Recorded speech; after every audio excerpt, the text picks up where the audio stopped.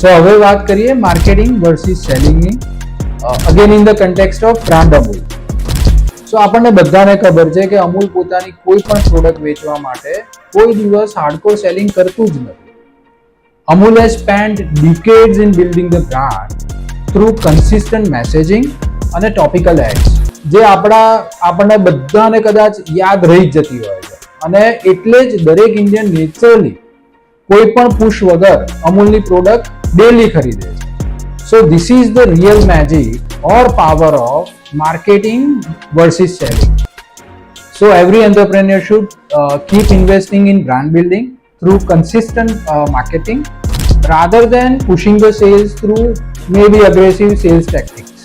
કારણ કે કદાચ એ તમને શોર્ટ ટર્મમાં સેલ્સનો ગ્રોથ લાવી આપશે, પણ જો ખરેખર તમારે લોંગ ટર્મ કન્ઝ્યુમરની લોયલ્ટી અને પુલ ક્રિએટ કરવો હોય તો you should keep invested in building your brand through consistent and meaningful marketing.